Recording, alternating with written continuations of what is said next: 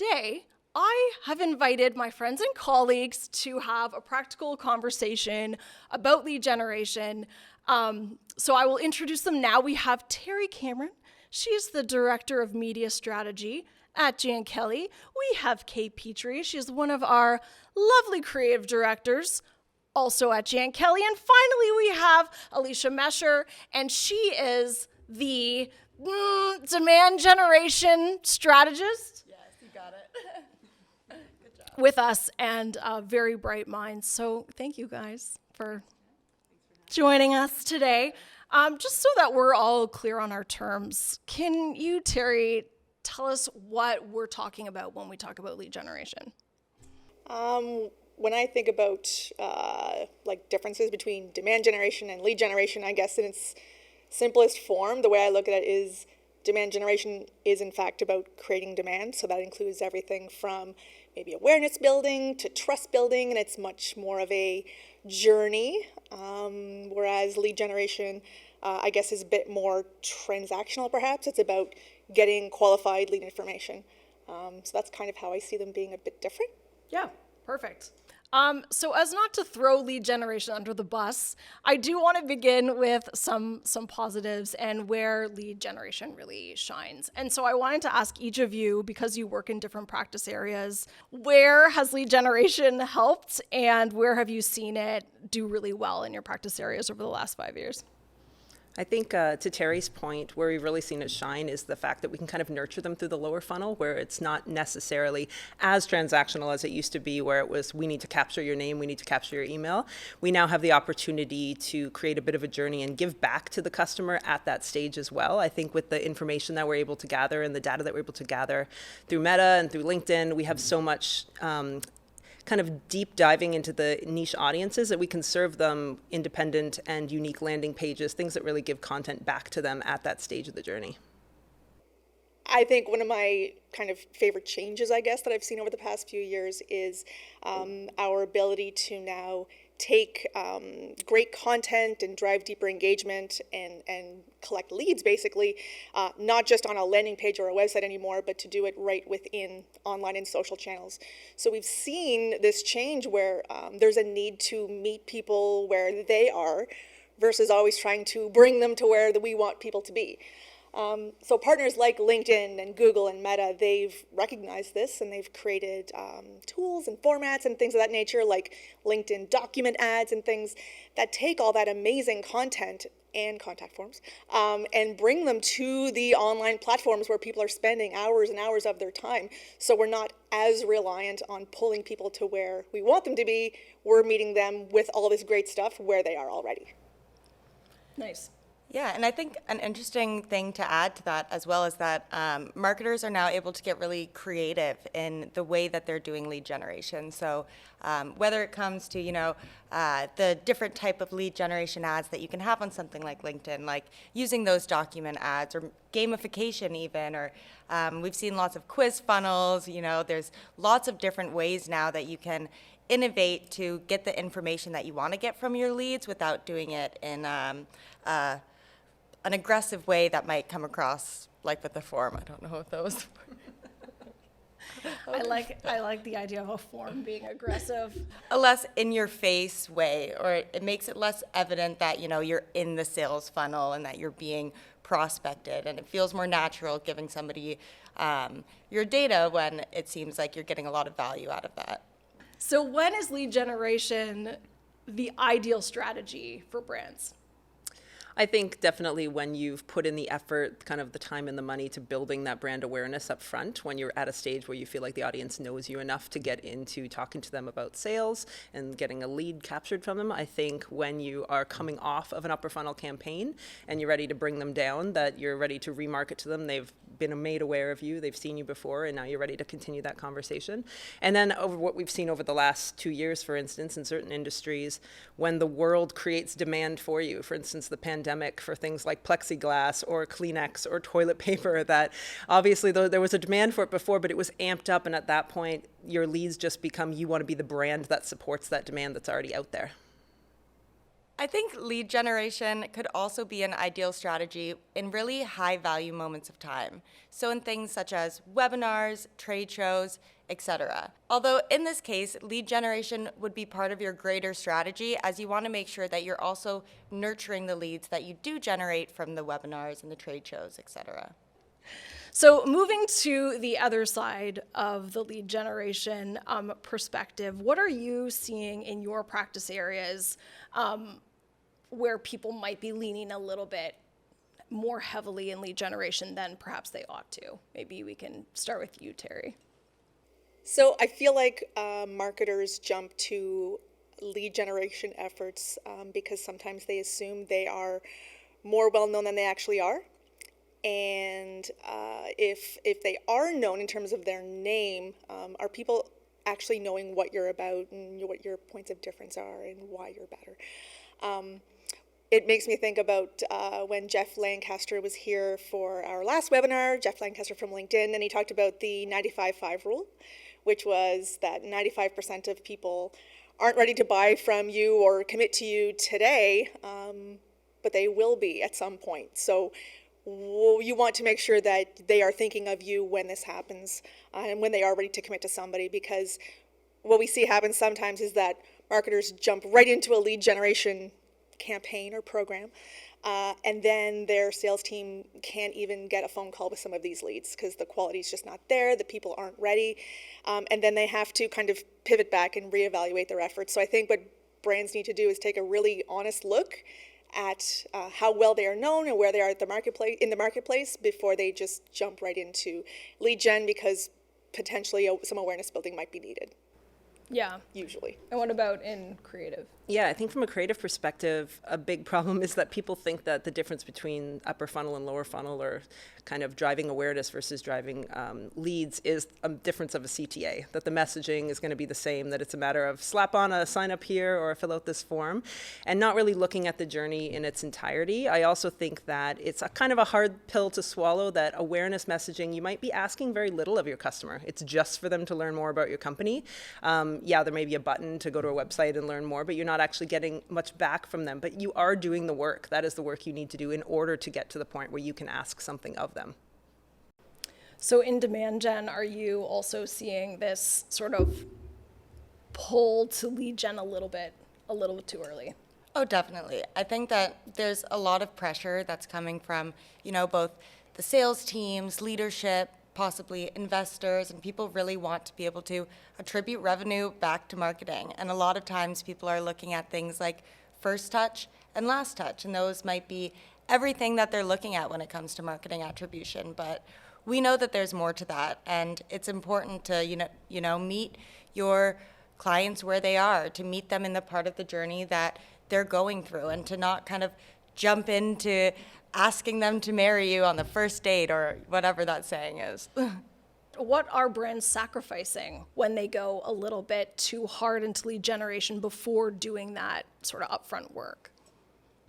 I think to Alicia's point, it's the risk of kind of moving too quickly with your customer. The fact that we know, especially within the B2B space, that the buying journey is so long, or can be so long. We have to really think about what those customers need along the way, and especially for that larger committee, what do they need to sell this into their company or to the people, the powers that be that they're working with. We have to give them the materials and nurture them along enough that we are kind of working at the pace that they are. We're keeping up with them, they're not keeping up with us.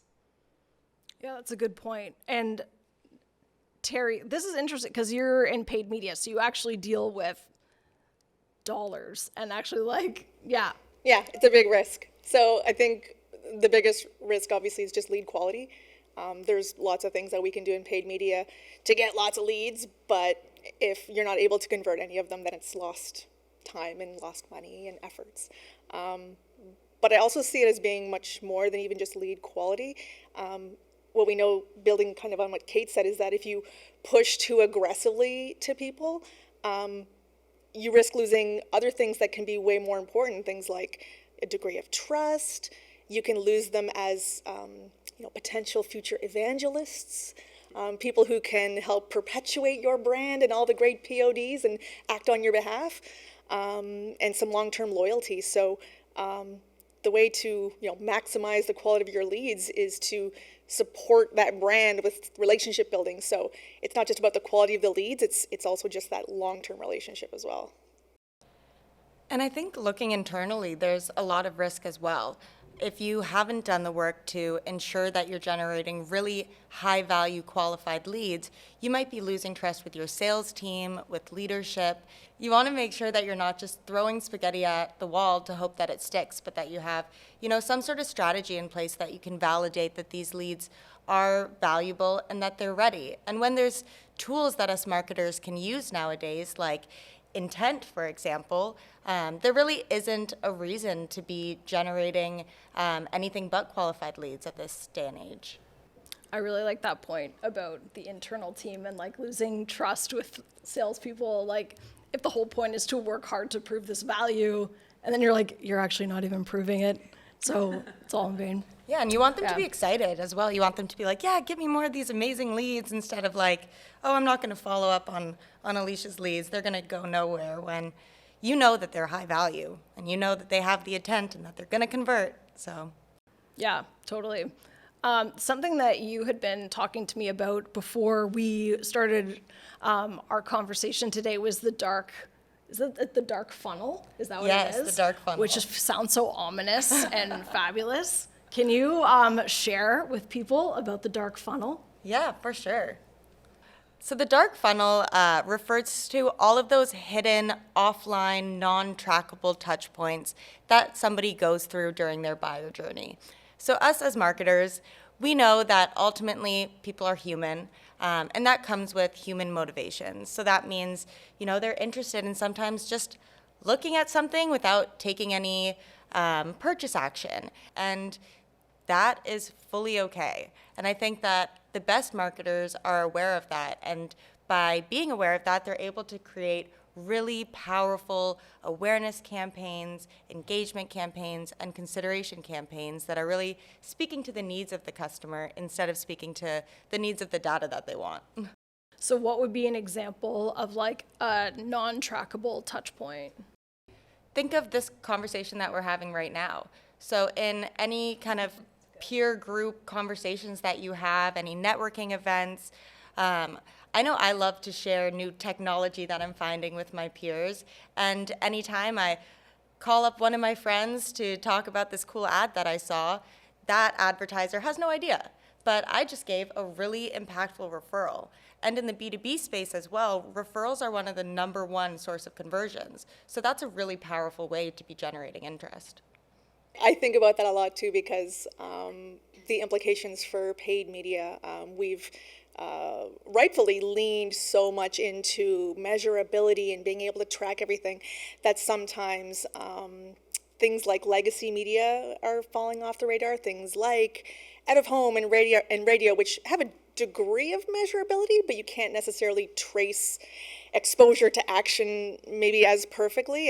And I think about that because although it's a good thing for us to push ourselves, our clients, and vendors that we work with to make things as measurable as we can and to be accountable for what we're putting out into market, sometimes I feel like it can limit our creativity a little bit. When we think about some of those legacy media like out of home and such, there's so much creativity and great things you can do that just make people feel good and love your brand. So sometimes I feel like some of those lesser trackable elements can hinder us creatively sometimes. It's always time for demand generation. From a strategic perspective, obviously there's times when lead generation is super, super helpful, but from a demand gen side, it should always be sort of in the background, if not your main focus. For sure. In my opinion, demand generation is always important, and it's always appropriate. Before you get into anything lead generation, you want to make sure that you have that brand awareness. You want to make sure that you know your customers, that you know your customer journey.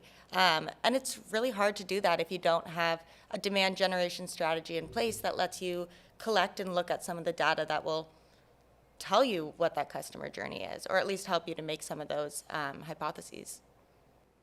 So if I'm a brand, and I bring this up because I feel like this has happened, at least in my work, where a brand would say, okay, we want to do brand awareness, but then we want to tack on some lead gen in that same campaign. Maybe Terri, you could tell people, and even Kate, from a creative standpoint, maybe you could expand on why that might not work.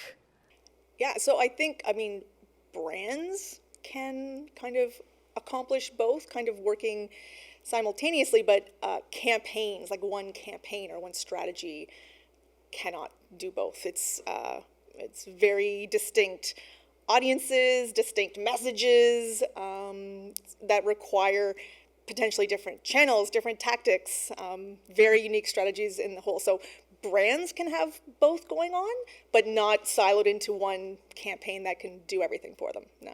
I feel like when you said the button thing, when you're like, oh, you can do this, just change the button. I think it comes down to almost a bit of like the language and how we use it differently from a media, from a creative perspective, which we know is an internal struggle sometimes too. The idea of a campaign to me is kind of that overarching message and how it weaves through the different executions from upper funnel to lower.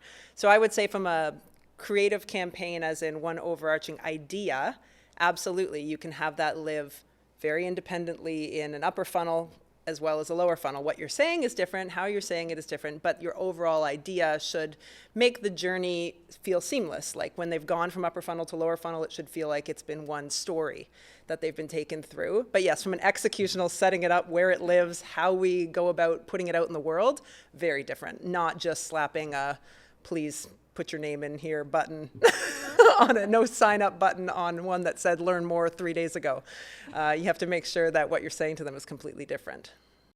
And I think that we, even throughout our own personal experience, can kind of feel how kind of annoying it is when all of a sudden you get pushed to the lower funnel when you're not ready. I can think of a lot of times where I'm maybe doing a bit of research on a software, doing a little bit of creeping, then all of a sudden I get a phone call from this random number, and I pick it up, and it's somebody from the account or the software I was just looking at. And that really bothers me because I'm not ready. I'm like, how did you even get my number? I didn't give you any information, and it makes me automatically want to look at their competitors.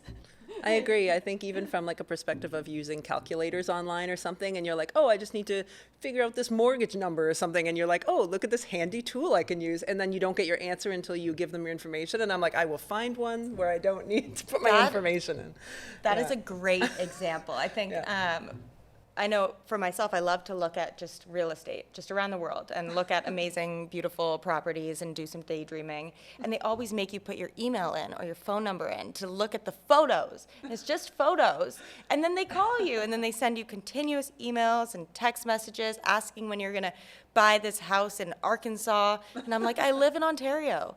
You know, there's a big misconception that people are ready at the bottom of the funnel when they're first, looking into education or looking kicking the tires. Yeah. And brands have the ability to know where you are. They have the ability to know, has Alicia been to our site before, connected with us before, and they should be able to tell, like, oh, Alicia's brand new. This is the first time here.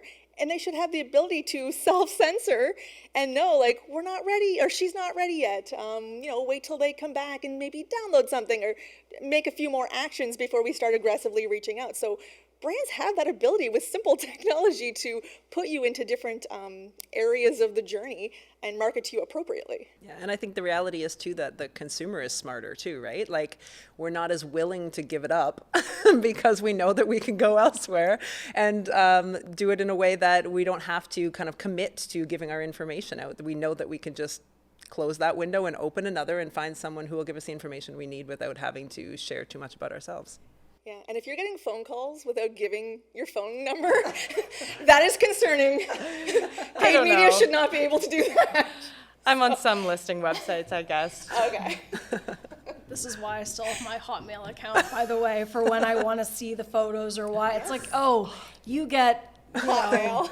You can spam me all you want over here. You get 17-year-old Jen's email. Let's talk about money. I want it, you want it. No, let's talk about budget split, because Jeff Lancaster in our last webinar talked about how, you have the 95-5, and certainly that doesn't need to be the budget split.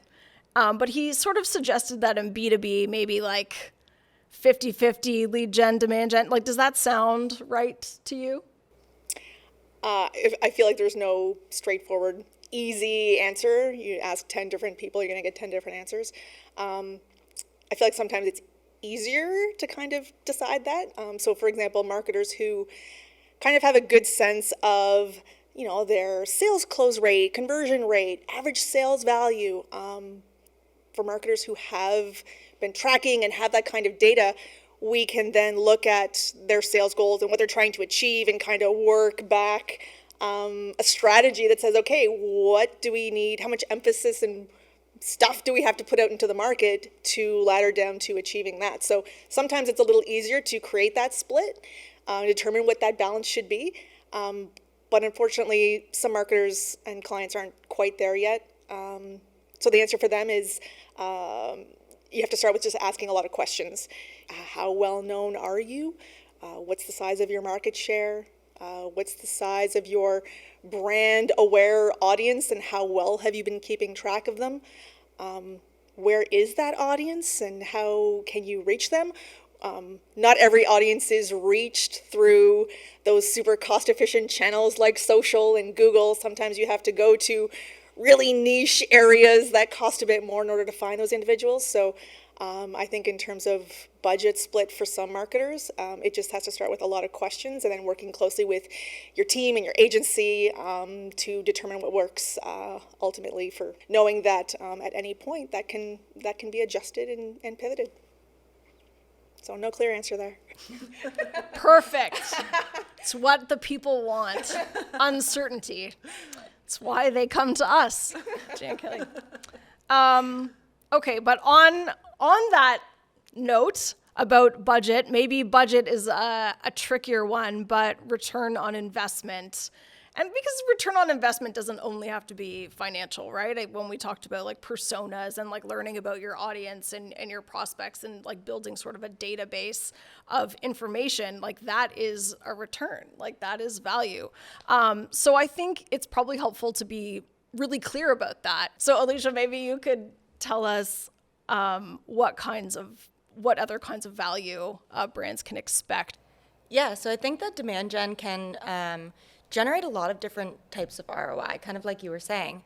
There's the insights that are really valuable for your team, both marketing, sales, leadership, maybe anybody that's an account rep even.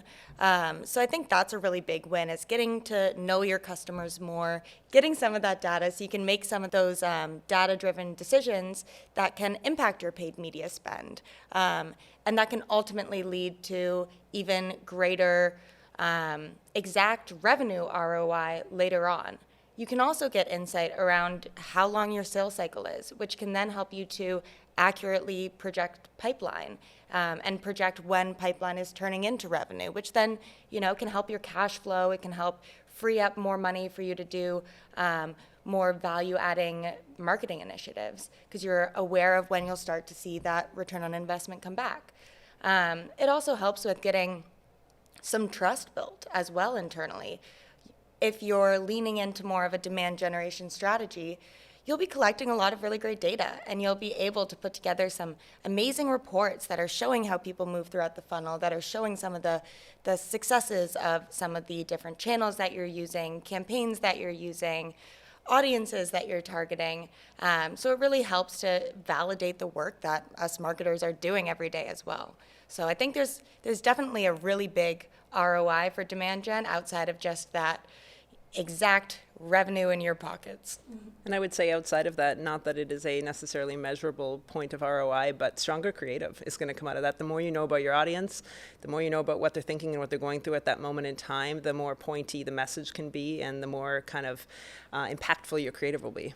I think demand generation also really helps to align marketing and sales, because now you have that data to make stronger creative and to really speak to where a customer is in the funnel. You'll be able to get a lot of really great collaboration with sales, and you'll be able to show them what the prospect has experienced before talking to them. You'll be able to gain insight around what the sales rep is telling them in maybe the initial discovery calls, that you can do a bit of prep or a bit of education before then for the prospect. So I think that's also a really big win, is, bringing together those internal teams.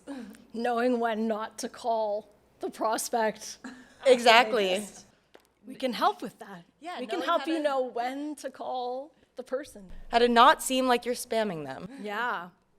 All right, so I feel like we've covered a lot. We've covered where lead generation really shines and where we can go with it. We've covered where demand generation really shines and the importance of really kind of taking that high-level view of marketing, looking at it from a growth engine perspective, an awareness perspective, bringing people in to the funnel long-term over time, and sort of that sustainable growth engine. So I think that a good place to end it would be to think about what we should keep doing as marketers, generally speaking, what we should stop doing, and also what we should start doing. So I thought maybe Terri, you'd like to land the plane with us. Oh, sure. Can I start with some tough love?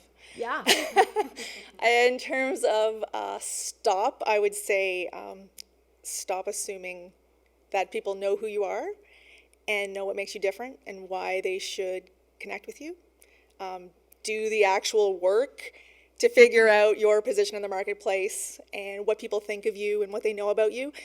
And sometimes it's as simple as, just getting a little glimpse of, looking at your social channels and comments and what people are saying. Like, you can start there.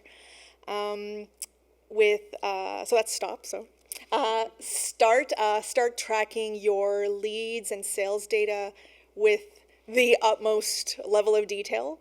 And I think if you communicate to your sales teams the importance of that and why it matters to get all the information possible from leads or potential leads or closed sales, I think if you really have that conversation with them and understand, hey, the more information we have, the better we can market so that I can continue to give you better leads. Like if you really pull them into the conversation, they'll understand and it'll really help with that. And then I'd say keep evolving your digital maturity. I think sometimes brands look at what others are doing and they think, oh, we're falling behind. And I'd say it's okay. Lots of brands are not super digitally mature yet, but that's not a reason to stop. So always look at where you are in that digital maturity framework and just make a conscious effort to just try and get better and adapt one new little thing here and there and just continue to evolve. Don't just throw your hands up and say, oh, we can't catch up. Everyone's in that position. Yeah. I was even thinking about what you were saying about working with sales teams. And I was like, oh, we should keep doing that. Just because there isn't sort of that direct handoff of leads. It's like, no, with data that we gather, we can keep helping each other, our internal teams, learn more about customers and vice versa. Obviously, salespeople know a ton about customers. And so sort of that information cycle, I would say, is something that we should keep doing. Yeah, and I would say even kind of echoing back to the fact that sales often gets brought in at the end when we are in that lead gen phase.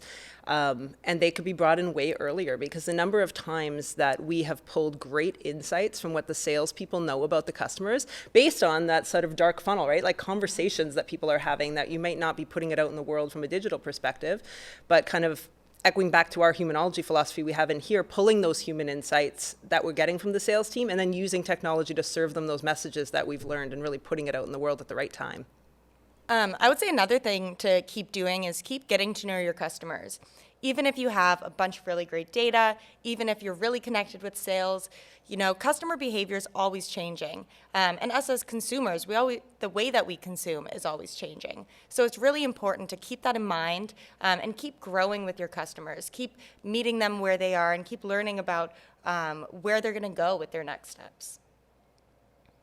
And I would say, at the risk of redundancy, I have kind of a start-stop that work together. So stop asking for leads when it's not time. Make sure that your audience is ready to kind of give up their information and take that next step with you. And start really looking at where you're putting your money and evaluating your spend as you go through that journey. It feels sometimes like your money may be lost in the abyss if you're not getting a direct lead back, because that's how you want to equate it, which is kind of how you kick this whole thing off with that story of kind of equating success to a kind of a warm lead. But the value that goes into building that awareness and building that relationship with your customer is invaluable in that sense. Yeah, that was a great answer. So now is time for questions. So before you guys go, if you want to type in your questions into the platform, we'd be happy to answer them for you right now. So don't go anywhere.